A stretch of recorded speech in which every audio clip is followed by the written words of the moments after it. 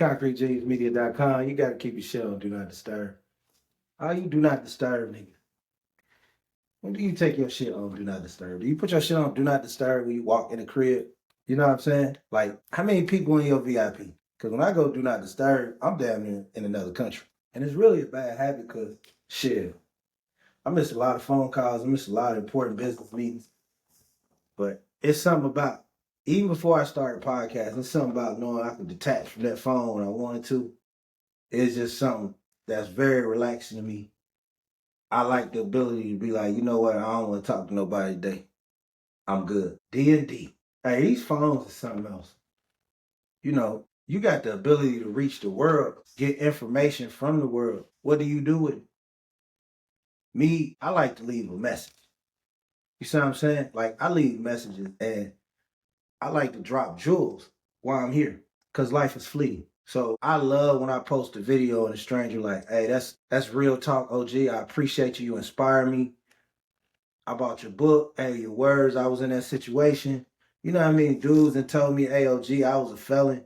You motivated me. Hey, OG, I was young. I was lost. Hey, OG, I went through this. My high school fucked me. Whatever it was, I love inspiring people. You know how many women say, hey, the positive things you say about black women keep me motivated. I mean, and even not just, I'm not going to limit myself to black people because I got a lot of people, especially of other races, especially white people, that just be like, hey, you know what, bro? You said some things that make me think. Because I can talk to white people because I'm not cooning, but I'm also not racist or unobjective. So my motto is to respect all. I don't care who you voted for. Shit, my next door neighbor voted for Trump, but if you try to steal a package out of my porch, he gonna blast you. So I've been past the emotional. I'm from Gary, Indiana. Like, emotions get you killed. Shit, just being in Indiana, emotions get you killed. So I don't allow what somebody wearing or what they other ideologies are or whatever to affect my ability to communicate effectively with them. And that's what makes me a great communicator. Hence a great podcast. GeniusMedia.com. Welcome to the Concrete Genius Podcast. I'm your host, Big Sauce Mackenzie. One time for your mind, man. It's been a great weekend so far. I'm finna get out a little bit, me and the missus. It's a little chilly out, you know what I'm saying? About 40 something. We gonna get out, shake a leg a little bit, you know. You know how the old folks do. You see them in nice little cars and that's what we at now. You know what I'm saying? I'm clean, manicured, and she pretty as shit. Got the long hair flowing. We got nice, we on our third wedding rings. You know what I'm saying? We riding in something nice. You know what I'm saying? Made in Germany or Japan, some motherfucker wear it, I don't know. You know what I'm saying? Something to massage your back. You know what I'm saying? Yeah. I'm at that age where we be in the bed by 9. That's a nice ass age, boy. I'm telling you. You know, you had that age where you fight it for a while as a man. She like, come to bed, Earl. And you like, nah, I ain't ready to lay down. But after a while, you start stretching your damn self. That's that age I'm in. We're going to get out a little bit. It's a little cold, though. It's about 40 something. I love y'all, man.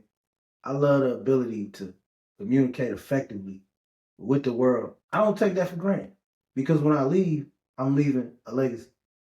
Multiple legacies, honestly. But the ability to go back and parse what I said and how intelligent it is will live forever. You know what I'm saying? As long as Elon and them don't decide to like take down YouTube, the videos, stuff like that, it's gonna live forever. Welcome to the podcast, all my faithful listeners, the chosen few, the loyal ones that come back every time. First time listeners, I appreciate you. You know, you new guys coming in for a spiel, I appreciate you. It's gonna be brief. It's gonna be effective. I like to start the part off by saying R.I.P. Angie Stone, the legend. She was tragically killed in a car crash this morning in Alabama, traveling in the Sprinter van with her band that she performed with. 63 years old, South Carolina native, lost her life. Just tragic, a tragic news story, man. She was so beloved. So many great R&B hits. She was such an impact on the neo soul movement. And the reason why I love Angie Stone And a lot of y'all too young to remember. Angie Stone brought positivity. I don't know why I can't talk today. Angie Stone brought positivity to chocolate healthy women in the music industry. You know what I'm saying? Her, Indian Ari wave of just being on the forefront, sexy, dark skinned, beautiful black women from the South. She just started a phenomenal run. You know, for a while they was making, all the women had to look like Jade, you know what I mean? Light skin, fair skin, maybe not racially ambiguous like they do now, but they had to have some kind of mix to them or light skin to them, and just, it was just what black men loved, what real black men love. Just chocolate, beautiful, no holds barred, could smile at you, could curse you out. Just every black man that grows up around black people loves a woman that resembles Angie Stone. Just her characteristics, her mannerisms, her style, her etiquette, her class, her grace, her talent. I think it was just, she's a lot more iconic in music history than a lot of people give her credit for. But black people know what she means. Like, Angie Stone was, every man's sexy grown black woman. You know what I mean? Every chocolate boy, you love that sexy chocolate grown black woman. Thick in the hips, a little thick in the waist, intelligent, protective, nurturing, heartwarming smile. She brought that to the forefront for us. And it was just beautiful to see. And she had to be, look, D'Angelo got butt naked for it. You know what I'm saying? So she was something legendary. She's a standard bearer. Like, we not gonna play with the queen. So rest in peace, Angie Stone. I hated to hear the news. My condolences to her family, to her friends, to anyone that knew her professionally and personally, and then all her fans. It's a tragic loss to life. RIP to the queen. Big Donald Trump in the building, man. Trump was talking to Zelensky like they was trying to negotiate neighborhood drug territory. Look, shut up. You don't have the cards right now. If I were you, I would say thank you. Have you said thank you? Trump crazy. Listen, you know what? Until you're ready, leave. And he was chopping that man off from the beginning. Damn, bro, you couldn't even put on a suit. Hey, I don't know how people felt about it. It was weird for me at first seeing it. And I'm being totally transparent. But then after seeing it, I'm also like, this the same dude that Biden then was sending like trillions, millions of dollars to. And he just kind of like, yo, look, bro, either sign a deal or get out. Now, I do think he tried to save face in a hostile situation. He was in foreign territory. I don't really like the reporter chiming in. That was my biggest beef with it. The reporter, you there to report. If he doesn't have a suit on and Donald Trump doesn't appreciate him having a suit on, let Donald Trump say that. I don't want to hear from reporters. I think J.D. Vance, vice president, to me, that was kind of like, you know how somebody get extra loud trying to show their loyalty? And I'm not saying he wasn't sincere, but I think he kind of maybe, he's putting off the cameras a little bit. But a lot of American people took a lot of pride from it. White men, black men, mostly white and black men. I haven't seen a lot of people of other nationality. But a lot of people took a lot of pride in that. So my question to you is, what is your opinion on the way that Trump talked to Ukrainian President Zelensky? How did you feel watching that? Did you feel like, I finally got a president with some backbone? Or do you feel like it was unprofessional and uncouth and embarrassing? Or somewhere in between? I want to know your personal opinion on how you felt about it. Initially, I was just shocked to see it, because it's so shocking to get that type of conversation between men that's powerful enough to control millions of lives, regular public TV. This is on ABC News. This is on Twitter. This is everywhere. But then I thought, maybe he needed to be talked to like that. You know what I'm saying? Like, in all previous politics aside, I don't want people to come telling me everything they don't like about Trump in this post. I'm talking about this particular incident. Is it wrong for Americans to feel good to have a president to say, now, you know what, man, fuck you, bro. Either you do this or you do this. A lot of people I know took pride in that moment. I don't have no ties to Ukraine. And let me get this out of the way. ConcreteGeniusMedia.com. You talk to your boy Big Sauce, SAUCE_MACKENZIE. Follow me on all socials, Concrete Genius Pod. Also get a copy of my book, The Game Changer, 8 Tips for Men to Find Peace. It's available on Amazon. You can go to my website, ConcreteGeniusMedia.com. Thank you. But what I didn't appreciate, whether you agree with Trump or not, it's diabolical to say you stand with Ukraine. Ukraine don't give a fuck about you, bro. So whether you think Trump do or not, whatever complaints you got about the presidency or whatever you advocating for the presidency, standing with Ukraine is ridiculous.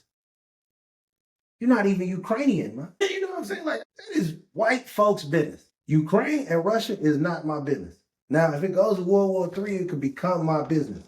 But Ukraine don't give a fuck about me, bro. I'm not gleeful that they're going through some shit. But nigga, somebody over here get shot by the cops or somebody get abused or something happen, a tragedy happen in America. I ain't never seen no Ukrainian say, hey man, you know what, I pray for you. I'm sorry. And I think that level of detachment is realistic and necessary to keep stress out your daily life. Like, I feel like if you can wake up and say, I stand with Ukraine, you got some shit in your life you need to organize. You got something better you could be doing in your life to make you stand with Ukraine. No matter how you feel about the presidency, I wouldn't care who was in office. I ain't never saying I'm standing with no country unless they had some type of natural disaster. You at war, nigga. Stop the war. That's your business. I know it sounds cold. I know it sounds cruel. But I also saw the way Ukraine treated the black people when Russia first went over there. I get a lot of videos on the side of the web that most of my audience maybe doesn't have access to. So, am I tooting Donald Trump's horn? No. But just because you don't like Donald Trump, don't go slobbing on Ukraine, bro.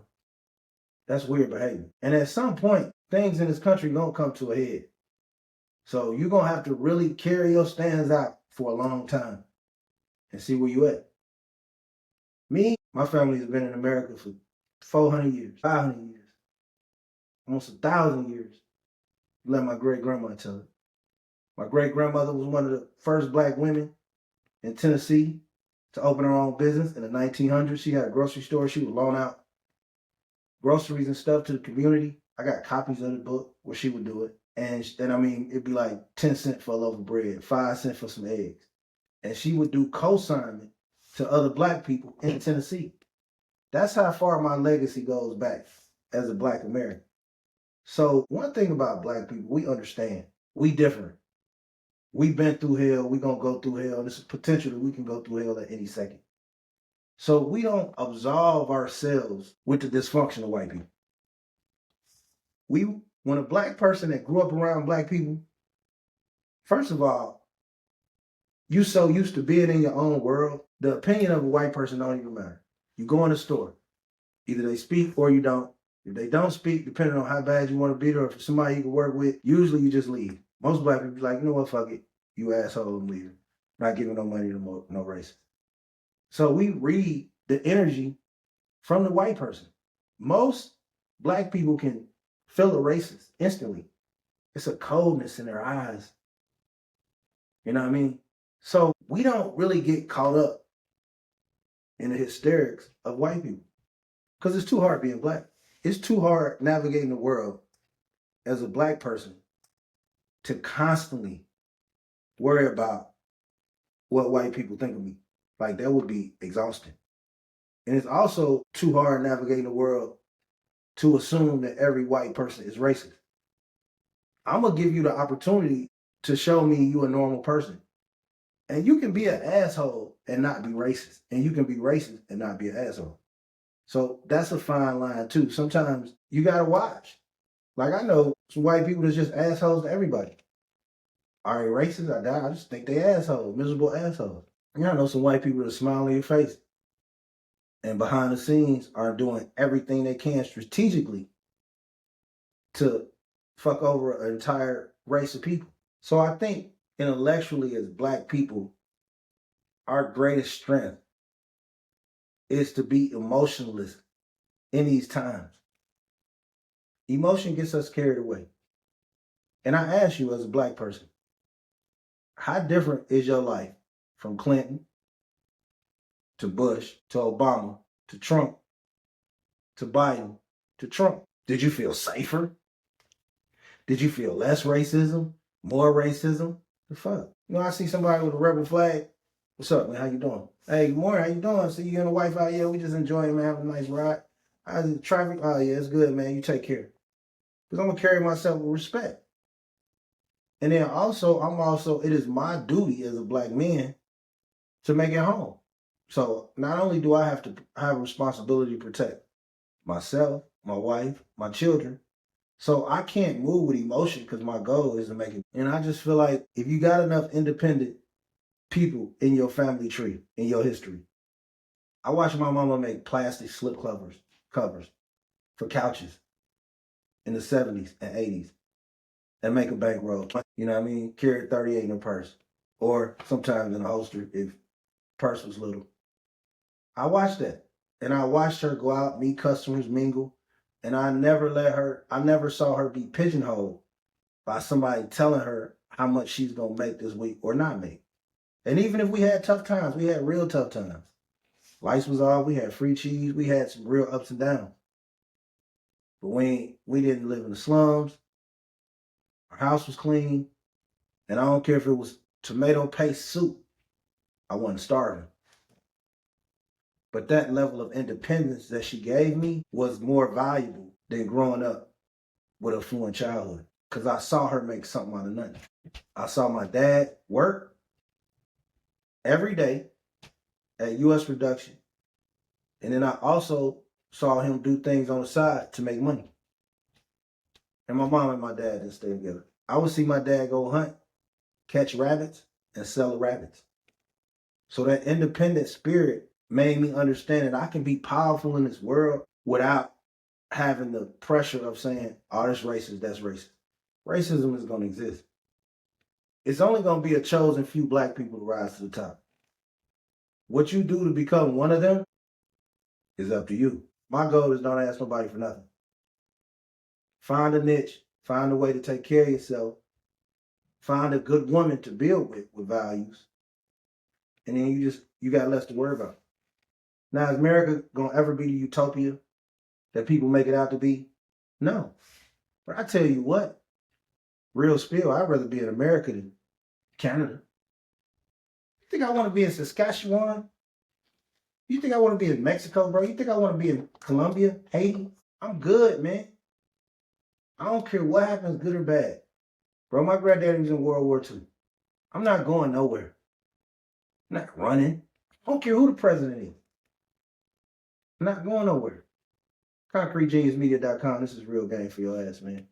Follow me on all socials at Concrete Genius. Now, Elon Musk, I don't know. If I had one thing to say, what is he doing? The only law that I wish America would pass as an American, I feel like your grandmothers on both sides should be born in the United States of America for you to hold public. I don't think no person not born in the United States should have a vested interest of the direction of the United States. That's my personal opinion. And I think some people fear looking at it like they're being disloyal to Trump if they say something objectively about Elon that they don't feel good about. I'm not one of them. I'm also a person who understands that a lot of things that Donald Trump has done, a lot of Democratic people haven't took the top thought. Democrats take blacks for granted. Is Trump gonna do a jig and make me feel good and quote some Aretha Franklin lyrics? Probably not. But I also feel like whatever conversation he has with black people, if you reach them, you make him get something done effectively. I don't like shuck and jive white men. And I feel like most Democrats, unfortunately, are shuck and jive white men. I would rather deal with somebody who, when we talk and we look at each other in the eye like, man, this is what I feel. This is what I feel the direction. I agree, you agree. That's kind of how I like dealing with people. Don't like the shuck and jive. So my question would be, Elon. Well, if Elon was black, boy, he wouldn't even be. Oh, it wouldn't even be no Tesla, nigga. That should be called Eddie's Motors, nigga. That shit wouldn't be. This man got 14 children. ConcreteJeansMedia.com. It's your boy Big South. 14 children. Now, Nick Cannon got about 14, 12 children too. Men like children.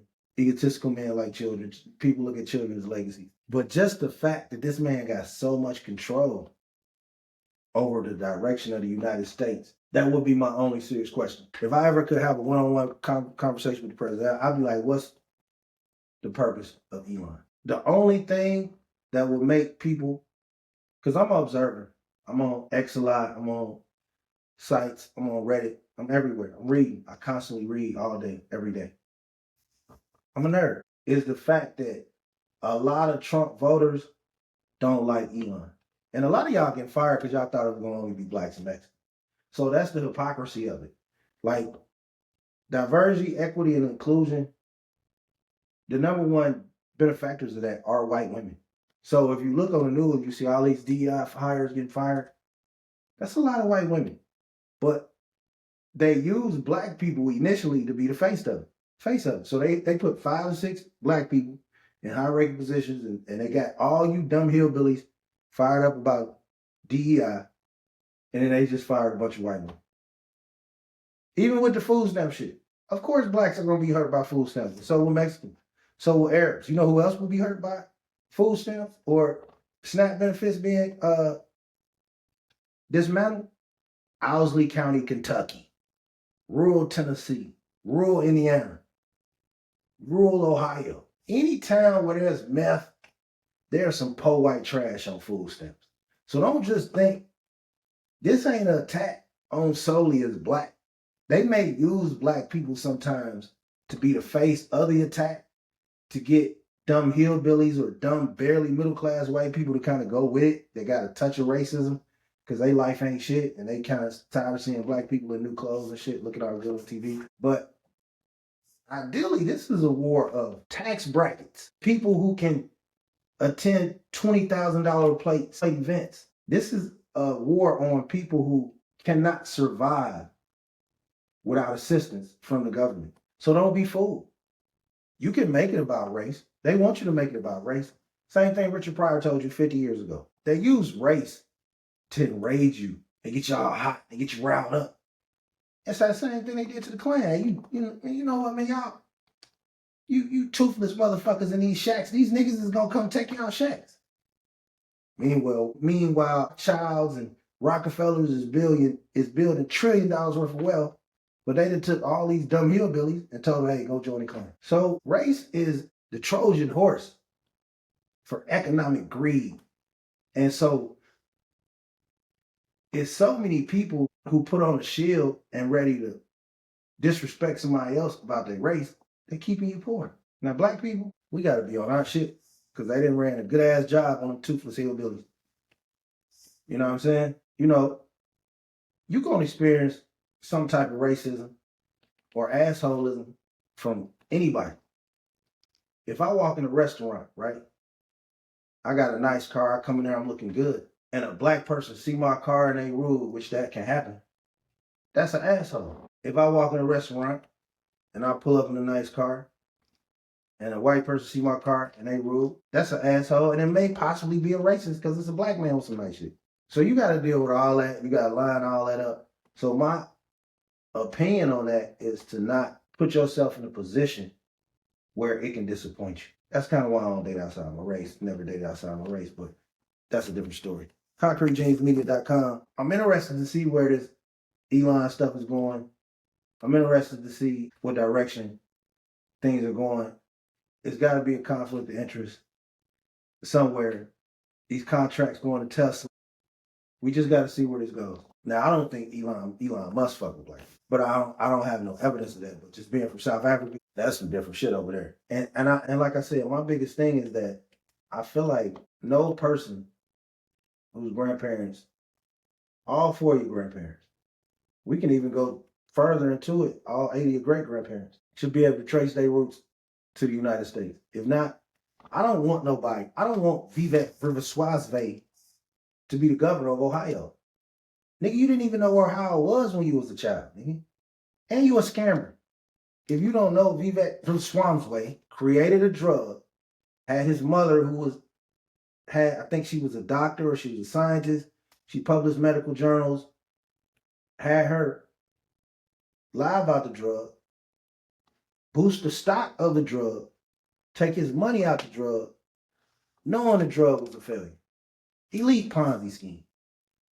Ohio, if you vote for this man, you losing all self-respect. And the only reason he's riding the Republican wave is because he wants proximity to whoever he thinks is in power. I don't trust him. I don't trust him at all. ConcreteJamesMedia.com. Where we at on time? 30 minutes on the politics. Let's switch it up a little bit, man. How old do you feel? Like, I'm Pete 2 times. You know what I'm saying? I'm farting 4 to 6 times a day old, you know. But it's a good old, like you feel so refreshed at 6, 7 a.m. You know what I mean? That kind of old. Just, you know when you gotta take a dump old. You know what I'm saying? Like, I don't care how good you look, how young you look. Your metabolism is your metabolism. Your bones crack. You know what I'm saying? Your elbow pop out of place type shit. But I didn't think I was gonna be here, so I enjoy the luxury of it. Like, I enjoy waking up, thanking God, celebrating what I've been through, celebrating what I am, and celebrating the luxury of life. That's a blessing. But man, it's an adjustment. Like alcohol. I cannot drink no cheap alcohol. Everything I drink is either expensive bourbon or expensive scotch. You couldn't pay me to drink no Hennessy, no Julio. If you a 50-year-old nigga, you still drinking Hennessy, you got some shit going on, bro. You know what I'm saying? Like, I can't drink nothing that tastes like poisonous syrup. Now, don't get me wrong, 20 years ago, I was riding up I-65, nigga, with a fifth of Hennessy, drinking out the bottle, playing Daredevil, knocking that shit out by myself, or maybe with one person. These days, I wouldn't even take a shot. So, I'm that type of old. And I was thinking, what are 5 shows or a few shows that if I see them on TV, I'm going to stop and watch them. I'm a Hulu guy. I'm a Netflix guy, but a lot of that shit be garbage. Some of it be good, but some of it will be garbage. But I'm telling you, the regular shows that I got to stop and pay attention to, especially if it's a good one or if it's one I haven't seen. Law and Order SVU, by far. Dick Wolf, you a hero. One of the greatest shows ever. I love it. So many plots, so many scenes. And the good thing I love about Law and Order SVU, especially when you catch the ones that are based on stories that you relate to and the acting is perfect, the characters are perfect, it's great TV. Number 2 is a movie, Casino. Casino is one of my favorite movies of all time. Casino, honestly, is one of the reasons I probably fell in love with Las Vegas. Just the concept, the acting, the plot, the drama, the adventure. Casino is just a great movie. Another movie that's underrated, Deja Vu with Denzel. I told y'all I'm a nerd. The Deja Vu with the time travel, he get a machine, leave himself a note on the refrigerator. Come on, man. Come on. I like movies that make you think like that. Like Deja Vu is a great movie. So if I catch it and it's early, or if I catch it and it's at the right time, he can go on a little machine, go back 3 days ago, and his partner read the note and go get shot. And he left his partner the note because he had already been here, but he went back and wished he could stop it. He wrote the note. Deja Vu, man. Come on, Denzel. Happy birthday to Denzel. 4 Brothers. I know I hadn't saw it in a while, but 4 Brothers is the perfect Detroit movie. Perfect set of actors, villains, enough ignorance, but enough talent to keep you going, enough comedy, intrigue, the fight scene at the end, the dirty cop. 4 Brothers definitely won a Negro Oscar. Any good bio for real. Ray, Ali, NWA, Pop, Malcolm X, any of that. I fuck with it. And a lot of people ask, what's the better bio between Big, Notorious, and All Eyes on Me? All Eyes on Me was really good considering what they had to work with in the time they had to work with. And I'm a bigger Pop fan, but I think Biggie's span was shorter, so it was easier to tell his story in a movie. I feel like if you really want to break Pac's story down, you almost had to do like a miniseries or a documentary. Like it had to be like 5 or 7 parts. Like how they did the OJ series, that's how they really should have did Tupac life. You know what I mean? Because you could have an old hour and a half, 2 hours dedicated just to the beginning of his life, really even before he got here, just to childhood. Then you have another 2 hours dedicated to his teenage years and Marin City years.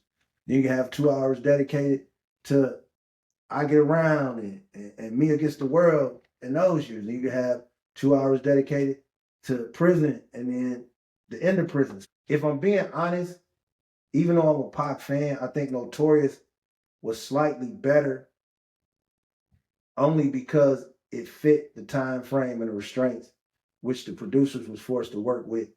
But I also think All Eyes on Me was really good because they did the best they can with a story that in no way that can be told in a couple hours. ConcreteJeansMedia.com, and I'll lay it out. Best podcast, solo podcast. You know what I'm saying? Like, I respect all podcasts. I respect everybody's content. I ain't gonna lie, I ain't no hater. I'm a congratulator. You know what I'm saying? I ain't no hater. You know what I'm saying? Like, I'm start. I got a little crew I'm trying to put together. I done signed somebody. I'm trying to get them started on the pod. You know what I'm saying? We're gonna be podding together. I have my guy B Crawl on here. I want some other repetitive guests. Excuse me. Yeah, I was supposed to mute that belch and shit. It's too late now. But I got some other guests I want on here, but I'm gonna just be honest. There ain't too many people doing this solo, you know what I'm saying, keeping your attention thing like me. Even if the number's different, my shit just ain't hit like it's supposed to. I'm going for the Joe Rogan lane. You know what I'm saying? I can either do it alone or with one guest. Would I like to have an airtight crew that I could pod with? But between the personalities matching, the scheduling matching, and everything falling into place, it's hard. It's hard. So I like being solo. Like I know the good thing about being a solo podcaster is that, and once you start hitting, a few 100,000 views as a solo podcaster, it just takes your confidence through the stratosphere.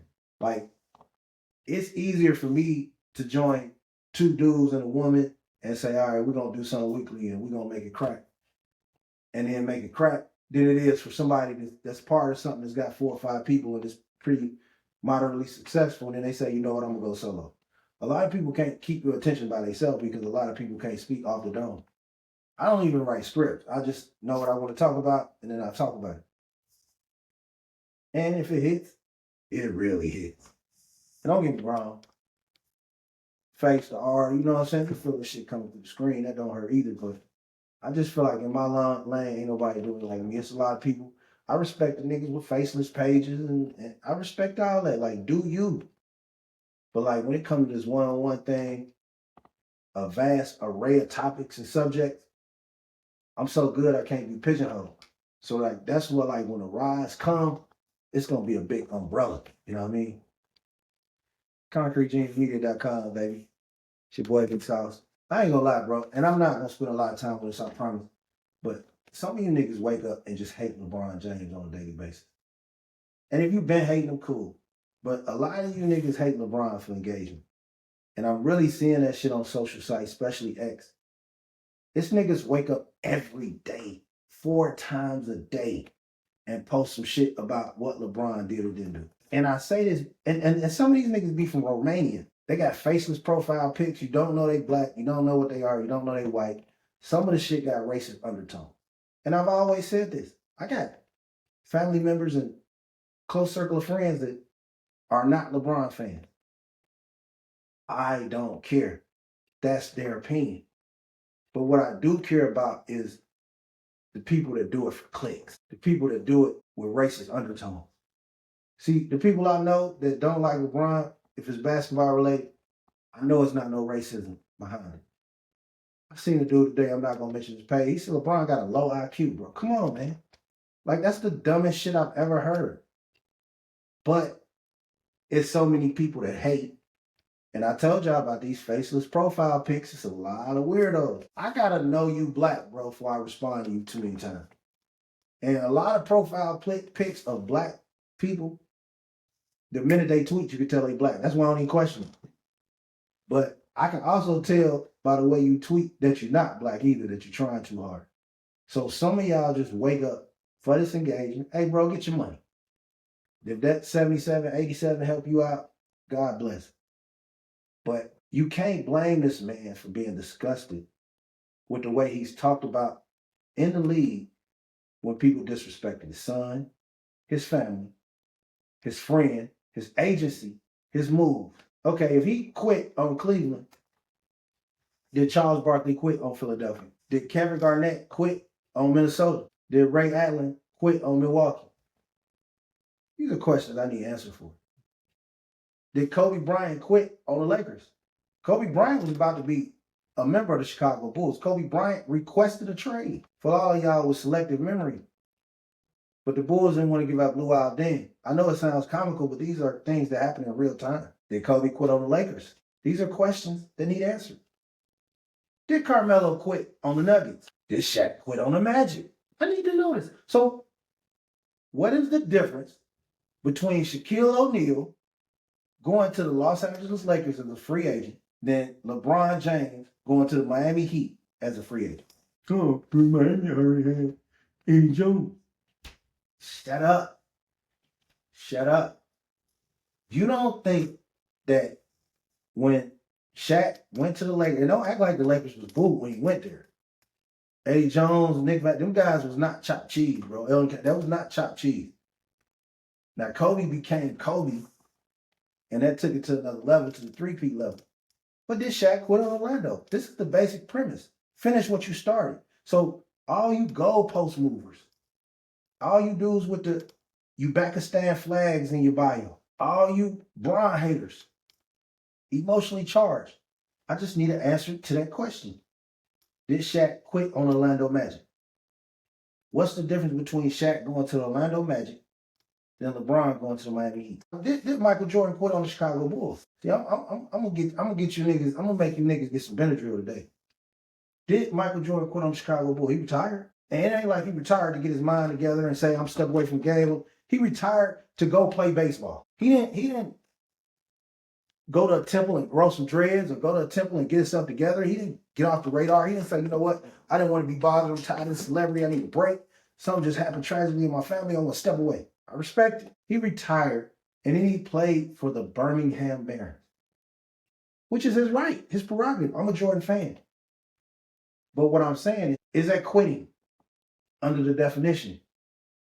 See, what happened was you guys let the threat of LeBron James' talent to possibly being a threat to Michael Jordan, and it made you hate everything that LeBron James. It made you hate his friends. It made you hate his background. It made you hate the fact that he signed. And a lot of y'all is just pure jealousy. A lot of y'all hate the fact that he signed a $90 million contract out of high school. You hate the fact that he called himself King James, which was one of the, I mean, what else you gonna call yourself? It's James, it's King. Like, come on, bro. Like, use your brain. It's marketing. The chosen one.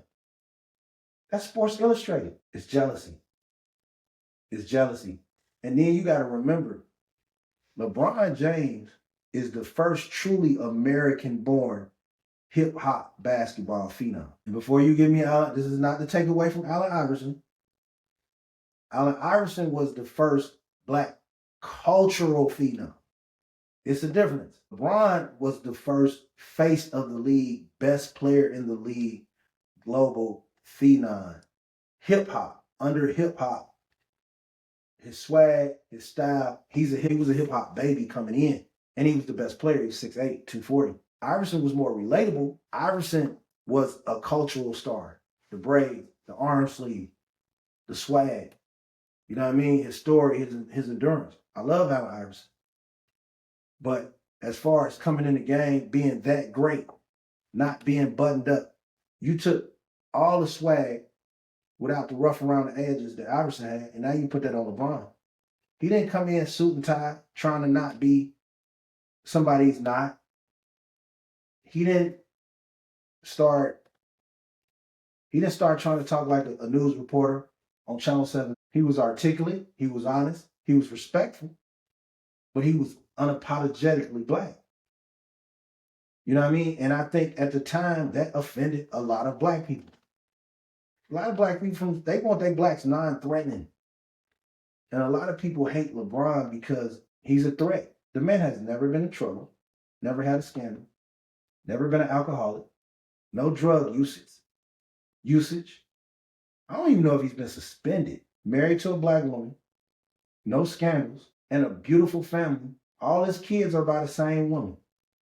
How can we not cherish that? That's what we should be highlighting to the youth about LeBron James. This man been in the league 20 plus years, married to a beautiful sister, has a beautiful family, beautiful children, started a sports agency. And a lot of y'all was bothered by that. A lot of y'all hate Rich Paul too because some niggas are more comfortable when niggas know their place, which is fine. But let's just be honest about your hate, my nigga. It's me you talking to, baby. You ain't got to con me. I speak the real. I speak that shit make you uncomfortable at 3 in the morning. Because you know I'm telling the truth. A lot of the hatred for this man is rooted in self-hate. And like I said, I'm not going to beat this horse, but this topic comes up. And Stephen A. Smith. I think Stephen A. Smith is one of the most legendary, iconic media personalities of this generation. It's no question. He took the torch from William C. Rhoden and Michael Wilbon and all the greats before him. What's the guy, my favorite from St. Louis? Bill, was it Burwell? I don't want to say his name wrong. The man that passed. He took the torch from those guys, those gentlemen, and became a global icon. But the problem is, during the first take era with Steve Smith and Skip Bayless, reporters started thinking their opinion mattered as much as the players. And then I can even say with Skip and Stephen A., they think their opinion matters more than the players.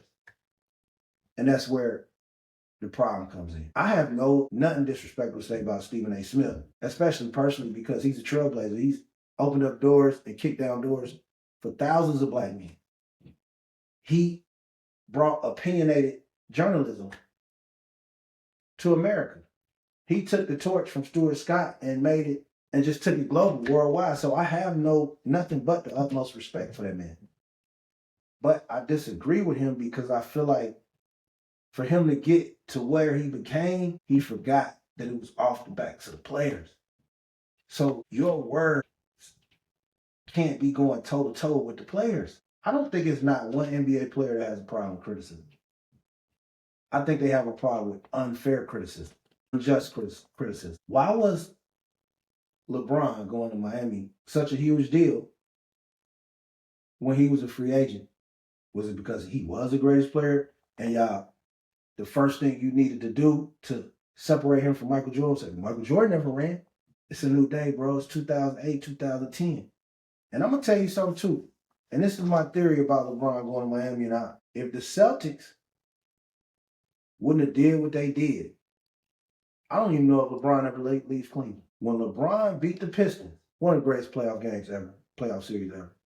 When LeBron beat the Pistons, dominated the Pistons, man, the Boston Celtics said, hey, we got to do something about this nigga.